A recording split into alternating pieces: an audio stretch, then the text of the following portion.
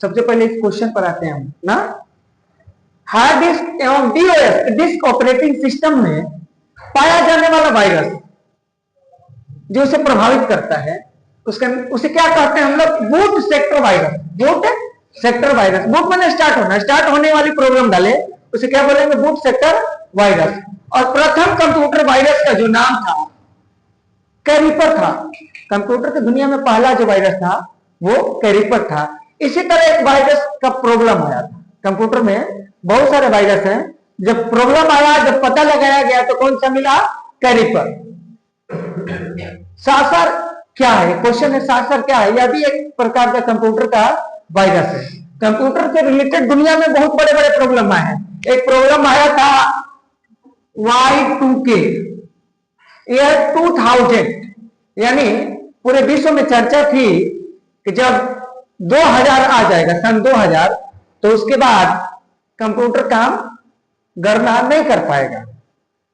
आप लोग कंप्यूटर में के वर्जन जानेंगे, विंडोज के वर्जन ना 98 सुने आप लोग, HP, मिलेनियर, ऐसा आता था ना। तो उस समय एक प्रॉब्लम आया था कि 2000 के बाद उसी समस्या को पूरी वैश्विक समस्या बनी थी है ईयर 2000, इस समस्या को हल कर लिया गया। अब तो कंप्यूटर कभी कभी गणना कर सकता है ना। अगला क्वेश्चन है, शरीर में रक्त को जमने से रोकता है।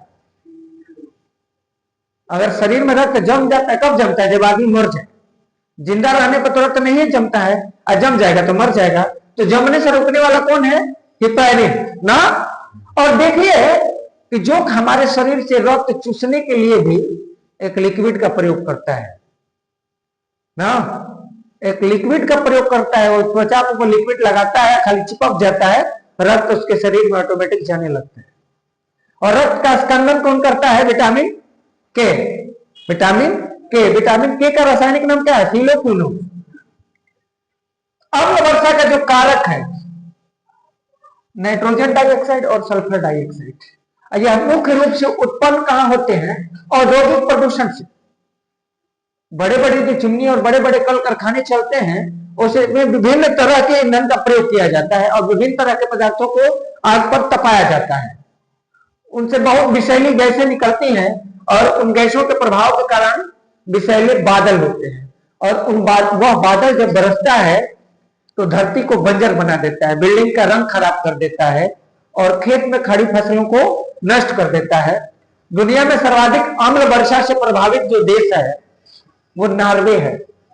हाँ, दुनिया में सर्वाधिक अम्ल वर्षा से प्रभावित, जो कि नॉर्वे बड़ा शांत देश है ना।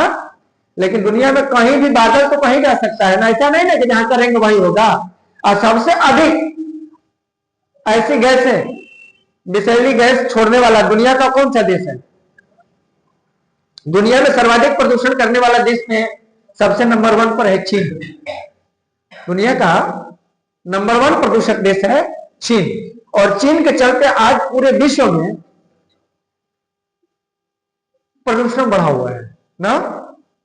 चीन तो एक समय में ऐसा था कि 6-6 महीना तक वहां दिन ही नहीं हो रहा था चीन में।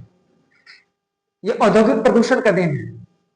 हमारे देश में भी ऐसा कुछ दिनों तक दिल्ली में हो गया था, सूरज दिखता ही नहीं था, खासकर ठंडे के दिनों में। हाँ, उसके लिए हम लोग आर्टिफिशियल रेन कराते हैं, कृत्रिम वर्षा कराते हैं कि धूल कम से कम नीचे आ जाए ना। और ये छोटे छोटे कण जो हवा में तैरते हैं, प्रदूषण के जो छोटे कण जिसे हम देख नहीं पाते हैं, बहुत छोटे माइक्रोन के होते हैं, इन्हें एरोसोल कहते हैं। क्या कहते हैं? एरोसोल बोलते हैं। मम्मा एक सर्च इंजन है। मम्मा, जिस तरह गूगल, याहू और क्रोम है, उसी तरह मम्मा भी सर्च इंजन है। मोज़ेक वायरस, तंबाकू पर खोजा गया यह वायरस दुनिया का पहला वायरस। दुनिया में पहली बार वायरस का पता चला तंबाकू के पत्ते पर पाए गए वायरस थे, इसीलिए उसका नाम TMV दिया गया। TMV इसका नाम दिया गया है। टोबैको मोज़ेक वायरस के रूप में हम जानते हैं। रॉकेट में जो ईंधन प्रयोग होता है उसे हिंदी में प्रणोदक कहते हैं और इंग्लिश में प्रोपेलेंट कहते हैं ना। और रॉकेट में 2 या 3 तरह के ईंधन का प्रयोग होता है ना। 2 चरणी, 3 चरणी या 1 चरण, ऐसे सुने? 2 चरण वाले, 3 चरण, 4 चरण ऐसे होते हैं ना। ठोस ईंधन, गैस ईंधन और लिक्विड ईंधन। तो रॉकेट के ईंधन जो कहलाते हैं वो प्रोपेलेंट या प्रणोदक के रूप में हम लोग जानते हैं। इन्वर्टर जो घरों में हम लोग प्रयोग करते हैं, इसका उपयोग मुख्य रूप से कहां होता है? एसी को डीसी में बदल लेते हैं, और विद्युत धारा को मापने के लिए वोल्ट मीटर का हम लोग प्रयोग करते हैं। लाइकोस दुनिया के विस्तृत या बृहत्तम सर्च इंजनों में से है, दुनिया के सबसे बड़ा सर्च इंजनों में से एक है लाइकोस। इसका प्रयोग जो है वो व्यापक पैमाने पर किया जाता है, नॉर्मल नहीं, बड़े रूप में इसका प्रयोग किया जाता है, क्योंकि बड़ी बड़ी गणनाएं करने में ये सक्षम है। डॉग पाई भी एक सर्च इंजन है, लेकिन बहुत सारे सर्च इंजन को जोड़कर बनाया गया है डॉग पाई। डॉग पाई को बनाने के लिए बहुत सारे सर्च इंजन को ना, इसमें कोई भी इसका इस्तेमाल कर सकता है और जब चाहे अपनी इच्छित वस्तुएं इससे प्राप्त कर लेगा। जल का घनत्व अधिकतम, यानी जल अपने वास्तविक स्वरूप में होगा, एवं आयतन न्यूनतम 4 डिग्री सी पर होता है। इसी के कारण बर्फ जम भी जाता है झील में, तो नीचे मछलियां जीवित रहती हैं, क्योंकि नीचे का तापमान कितना होता है? 4 डिग्री सी होता है।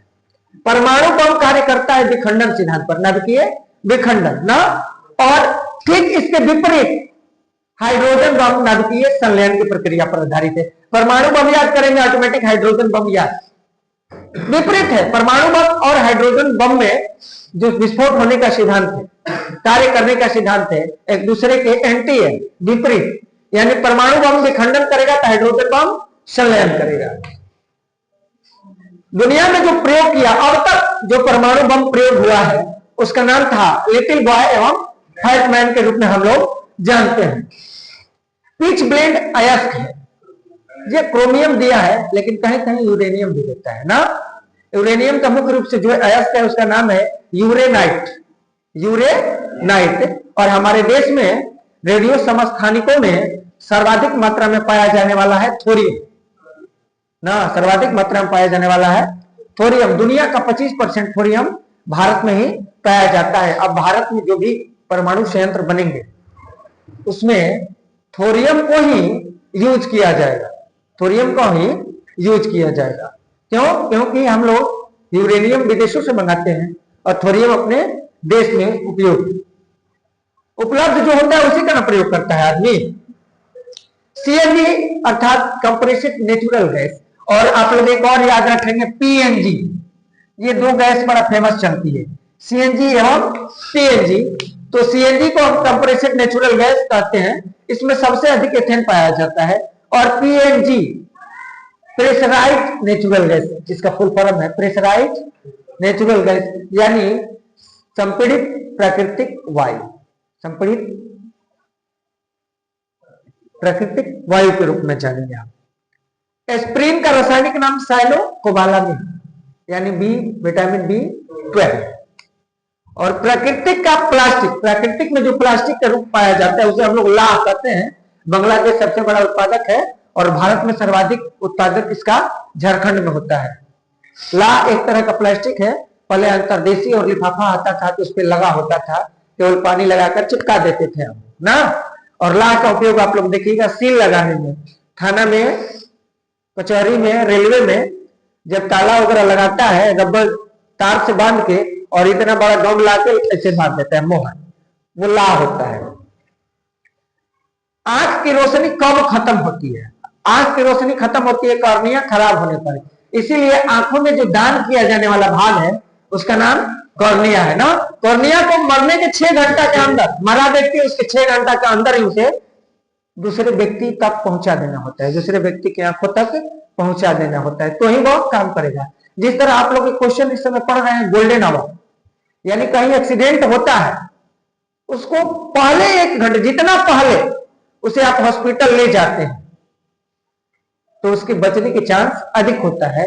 उसी समय को पहला आवर, यानी दुर्घटना से हॉस्पिटल पहुंचने तक का जो पहला घंटा होता है उसे गोल्डन आवर के रूप में हम लोग जानते हैं। स्वर्णिम काल, स्वर्णिम काल वो कहलाता है। उस व्यक्ति के लिए स्वर्णिम काल है, अगर वो बच जाए तो।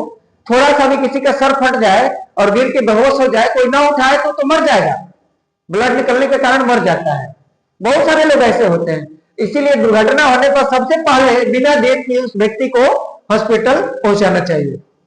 तंत्रिका तंत्र और वृक्क, इन दोनों के जो सबसे छोटी इकाई है माइक्रो यूनिट्स, इसे हम लोग तंत्रिका तंत्र वाले को न्यूरॉन और वृक्क की सबसे छोटी इकाई को नेफ्रॉन। तंत्रिका तंत्र का काम है शरीर में सूचनाओं का संप्रेषण करना एक स्थान से दूसरे स्थान, अर्थात शरीर के किसी भी स्थान में जो घटनाएं घट रही है उसे मस्तिष्क तक पहुंचाने का काम न्यूरॉन है। किसके माध्यम से करेगा? तंत्रिका तंत्र के माध्यम से करेगा। जिस तरह हम लोग फोन करते हैं मोबाइल, तो क्या होता है, पहले हम लोग कहां भेजते हैं? ट्रांसपोंडर में जाता है, सैटेलाइट में, सैटेलाइट से भी फिर दूसरी जगह जाता है ना, फिर वहां से मोबाइल में चला जाता है। उसी तरह एक प्रयोग है तंत्रिका तंत्र में भी, न्यूरॉन अपना सूचना तंत्रिका तंत्र को देगा और तंत्रिका तंत्र अपने न्यूरॉन की मदद से मस्तिष्क को सूचना देता है। और वृक्क शरीर में मुख्य रूप से जितने भी द्रव पदार्थ हैं, लिक्विड पदार्थ, उनका फिल्ट्रेशन का काम है, यानी उनका निस्तारण का काम कौन करता है? वृक्क ना। किडनी, मुख्य रूप से हम किडनी बोलते हैं ना, यह सेम के बीच की तरह होता है, सेम के बीच की तरह होता है। इसकी जो छोटी इकाई है वो नेफ्रॉन कहलाती है, बहुत बारीक होती है ना। जिसका ये वृक्क खराब हो जाता है तो उसके लिए डायलिसिस प्रक्रिया अपनाई जाती है ना।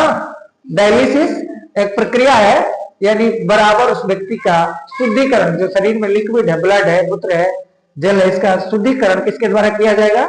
डायलिसिस के द्वारा ना। Thank you.